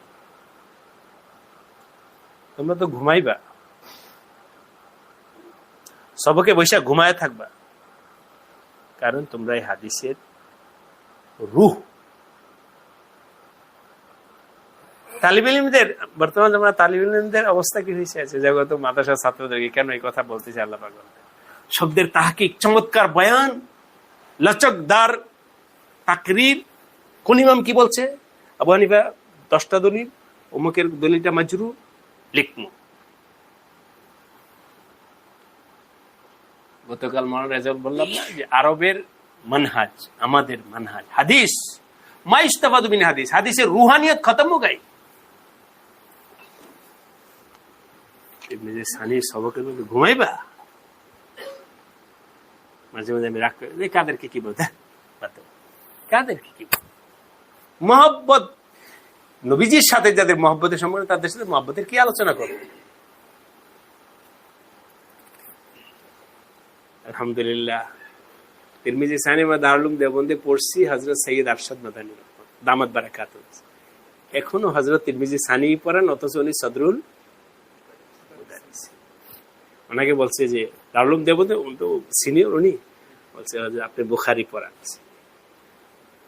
बुखारी कोई पढ़ाए, हम तो तिरमिजी सानी पढ़ाए।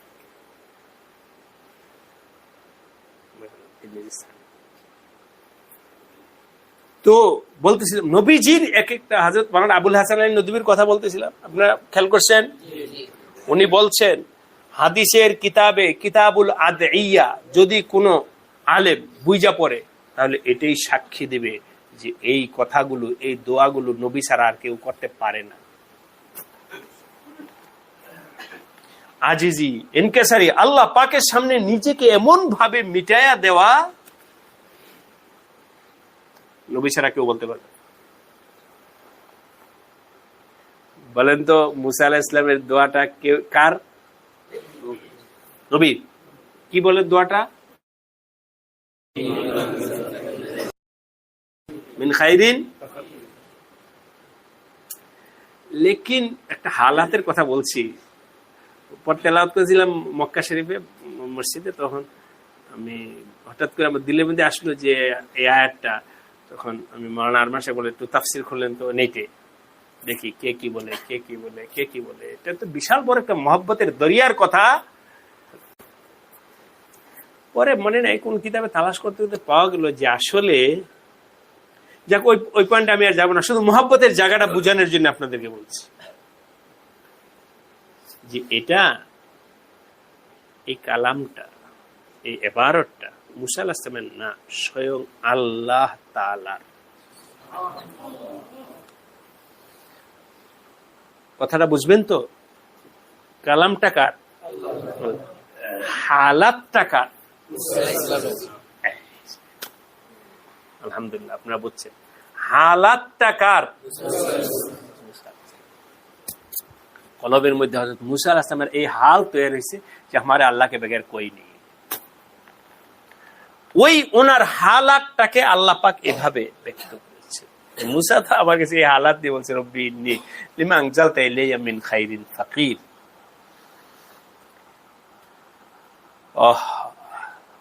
আর বাকিগুলো আলোচনা করবো না, শুধু বলতেছি। জাকির আলাইহিস সালাম কি বলছেন? জাকির আলাইহিস সালামের দোয়া আপনারা কোরআনে তালাশ করেন, ওয়ালাম আকুম বিদুআইকা রাব্বি শাকিয়্যা। কি বলছেন? ওয়ালাম আকুম বিদুআইকা রাব্বি। যাক, চলো নবীজি বাক্যটা দেখো। হযরত বলতেছেন ये कलाम चंद जमीरों में 2 सतर का मजमून बयान फरमा दिया। एक लाइन হবে না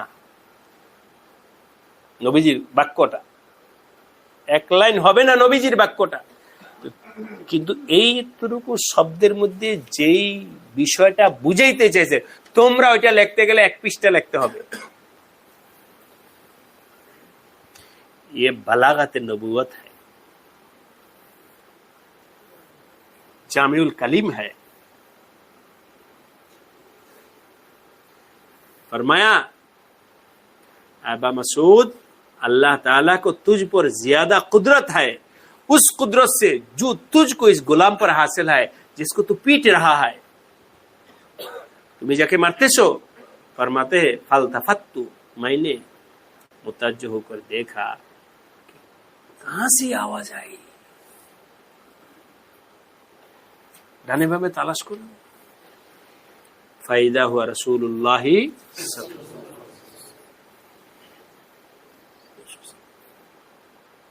जी उठे मुर्दे तेरी आवाज से। चमत्कार, मुर्दा दिल जी उठे मुर्दे तेरी आवाज से। या रसूल अल्लाह, আপনার আওয়াজে আমার মুর্দা দিল আবার জাগ্রত হয়ে উঠছে, जी उठे। मुर्दे तेरी आवाज से, ये आवाज नबूवत थी जिससे सहाबी रज़ी अल्लाह ताला के दिल जिंदा होते थे। এবার উমরা যাওয়ার আগে যত জায়গায় বলেন সব জায়গায় আমি আমার ভাইদেরকে মুখস্থ করাইছি, ভাই শোনো মুখস্থ করো, তোমার আমার দিল মুর্দা, সাহাবাদের দিল ছিল জিন্দা। আওয়ামদেরকে আমি মুখস্থ করাইছি, আমাদের দিল কি, সাহাবীদের দিল কি মুখস্থ। কারণ সাহাবীদের দিলের ভিতরে নবী আলাইহিস সালামের সোহবতের প্রয়োজন লাগছে, ওদের দিল জিন্দা ছিল, যার কারণে ওরা বুঝতো নবীজি কি বলতে চাইতেছে, উদ্দেশ্য কি, মাকসাদ কি, মানসা কি, এটা বুঝার মতো যোগ্যতা কাদের ছিল? আমার আপনার নাই।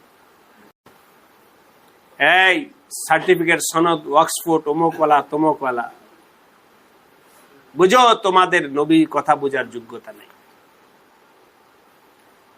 এখানে তো অন্য মহব্বতের অন্য একটা বিষয়, আমাদের নবীজি কোন বিশ্ববিদ্যালয়ের মাস্টার্স করা ছিলেন? নেই। ইহা গঙ্গা উল্টা বাহতি। আল্লাহ পাক শোনেন, নবীজির কামালিয়ত কি বলছেন জানেন? কোন অক্সফোর্ডে পড়ার ব্যাপার না, নবীজির কামালিয়ত বলছেন উম্মি।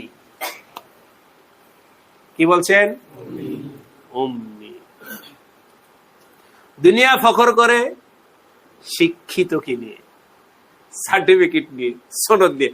আল্লাহ বলতেছেন আমি তোমাদের কাছে একজন উম্মি নবী পাঠাইলাম, আনপঢ়। এখানে মুআমালা বিষয়টা উল্টো। যাক, ওদিকে গেলাম। आवाज नबूवत थी जिससे साहबी के दिल को जिंदा कर दिया। সাহাবীদের দিলকে নবীজির আওয়াজ দ্বারা জিন্দা করেন। অতএব আবার বলেন, সাহাবীদের দিল কি ছিল? আমাদের দিল। এটার সাথে এটাও একিনে বসা। এখানে একটা বিষয় বলবো আপনাদের, ওনারা বুঝতেন সাহাবীরা নবীজির কথা, নবীজির মাকসাদ, নবীজির মানসা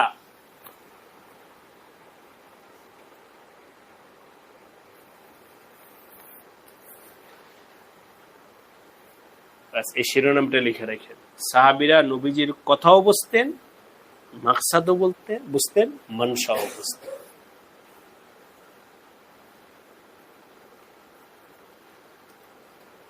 এই পয়েন্টে এখন আমি যদি সিরাতের কিতাব থেকে বলতে যাই বহুত লম্বা হয়ে যায়, কিন্তু এটি আপনারা ধরে নেন, সাহাবায়ে কেরাম সব বুঝতেন। কার?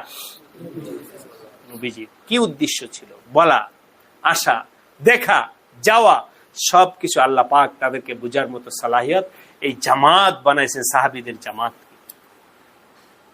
এই জন্যে উলামায়ে দেওবন্দ বলেন সাহাবায়ে কেরাম হলেন মেয়ারে হক, সত্যের মাপকাঠি। বলেন সাহাবায়ে কেরাম কি?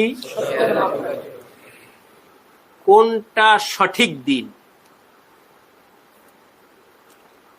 আবু বকর বলেন একটা, আরেকজন মুফাক্কির বলেন আরেকটা। বলেন তো কোনটা সঠিক?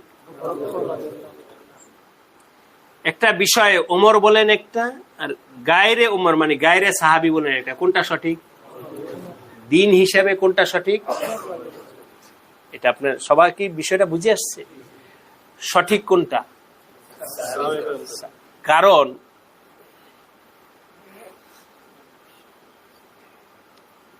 একটু সবাই এদিকে তাকান,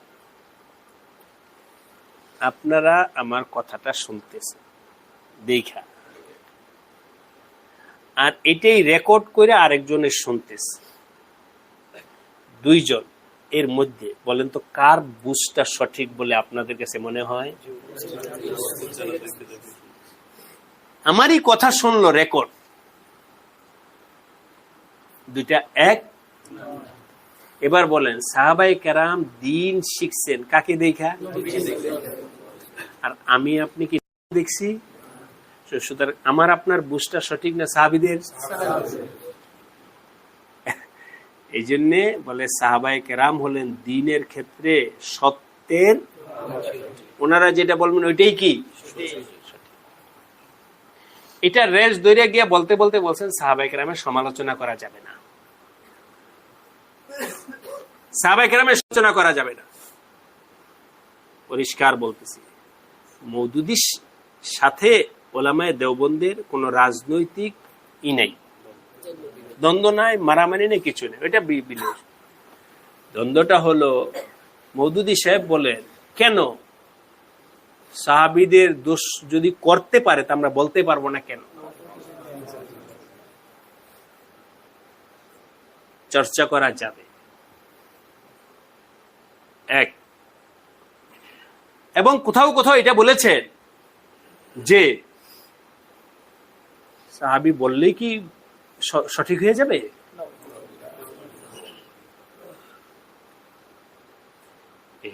সুতরাং আকীদা কেউ অন্য করেন না,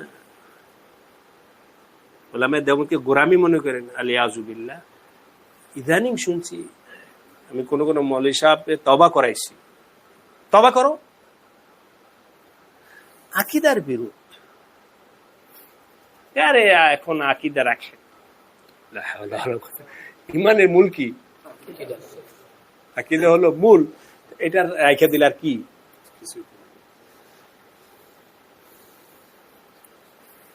মৌলিক এরকম মৌলিক কিছু আকীদার বিষয় আছে।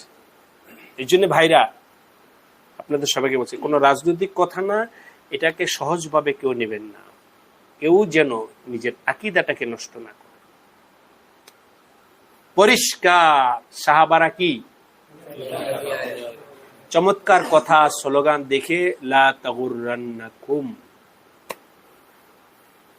কেউ যেন ধোকার মধ্যে না পড়েন।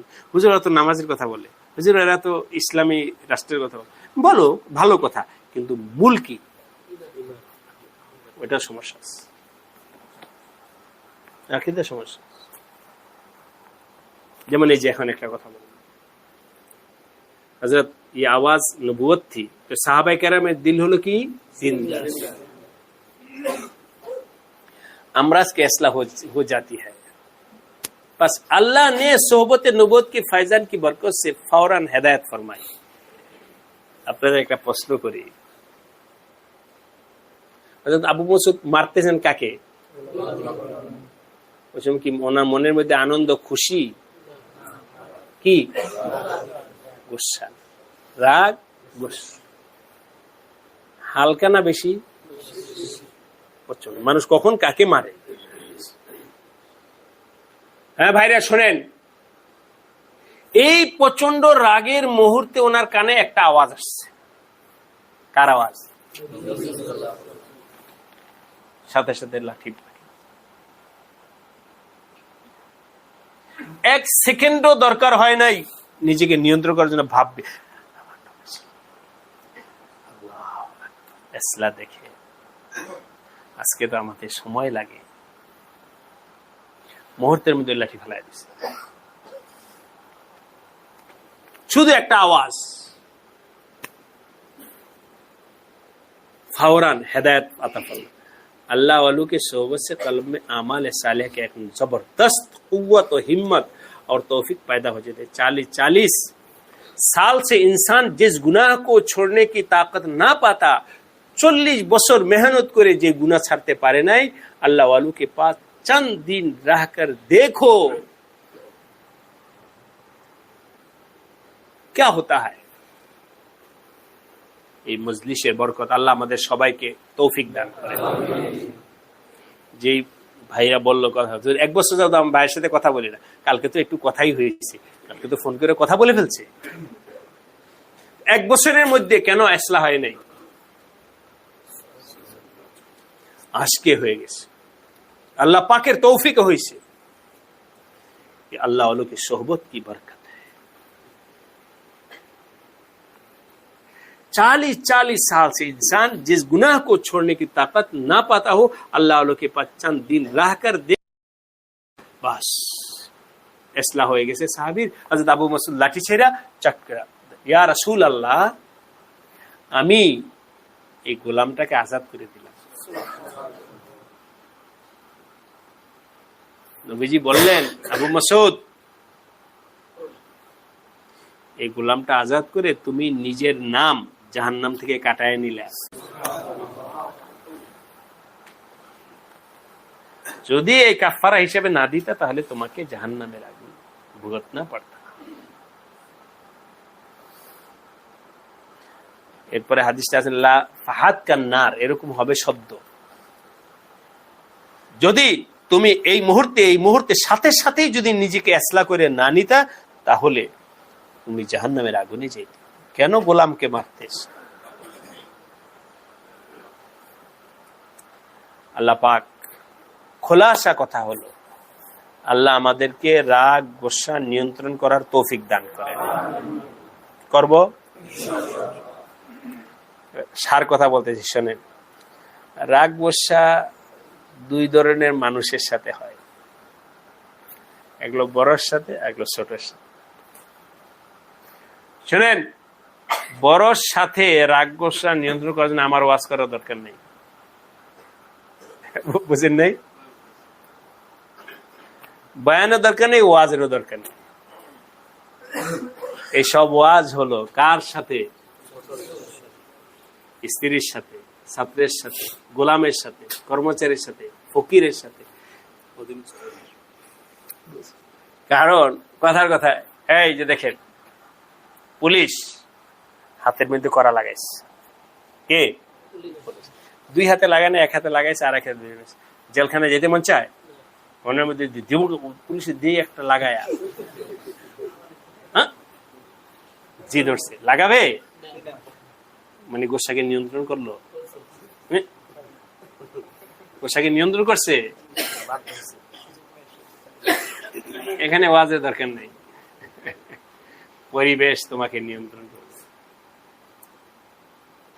এখানে থাপ্পড়টা দিবে না, থাপ্পড়টা দিবে কাকে? গোলামকে। গোলাম এখানে তোমার হাতটাকে আটকানোর বিষয়, পুলিশের জায়গায় হাত আটকানোর বিষয়। কারণ এখানে জানে পুলিশের গায়ে হাত উঠাইলে আরো কঠিন অবস্থা। ওইটার ব্যাপারে ওয়াজের দরকার নাই, ইসলাহের দরকার নেই। ইসলাহের দরকার হলো তোমার ঘর, ইসলাহের দরকার হলো তোমার দোকান, ইসলাহের দরকার হলো ফকির, দরকার হলো অধীনস্থ। এখানে হলো পরীক্ষা। আল্লাহ আমাদেরকে তৌফিক দান করেন। হাকিমুল উম্মাত থানভী রহমতুল্লাহ আলাইহি এমনি কথা আসলো, যেহেতু আলাদা আর মজলিস হবে না, আর মজলিস হলেও আমাদের হবে না, ওইরকম মাহওয়ালটা হবে না, এই জন্য বলছি এখানে কোনো ফেরকা নাই। সবার আমরা এখানে আল্লাহ পাক আমাদের সবাইকে, প্রত্যেক তবকাওয়ারি নিজের দোষকে ইসলাহ করার তৌফিক দান করেন। যারা মুদারিস আছেন তারা একটু চোখ খোলে। ছাত্রকে পিটাই করো ইসলাহের জন্য না গোসা? প্রশ্ন। যদি ইসলাহের জন্য হয়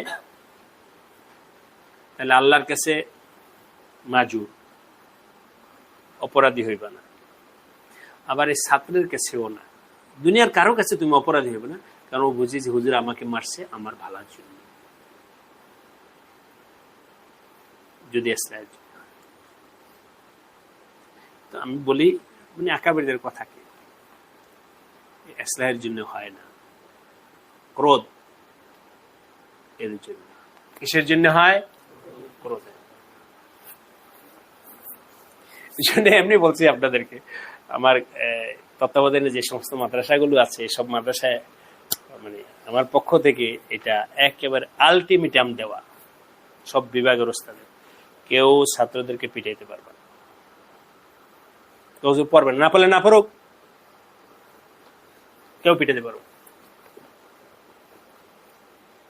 যদি আসলেই মনে হয় যে করবে না, তাহলে আমার কাছে বলবো আমি পিটাবো, তোমরা পিটে দেবে, তোমরা পিটে দেবে, আমার কাছে বলবো আমি পিটাবো।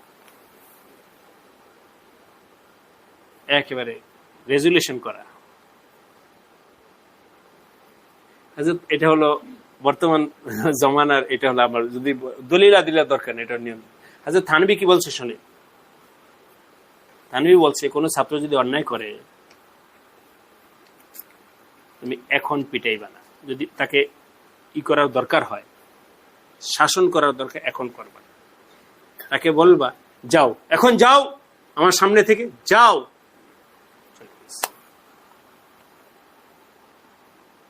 আগামীকাল সকালে ফজর পড়বে, তুমি অন্যায়টা কেন করছো, এই মাঝখানে তোমার জেদটা কি হয়ে গেছে, নিয়ন্ত্রণ। এবার বিচার করো, এটা বিচার সঠিক।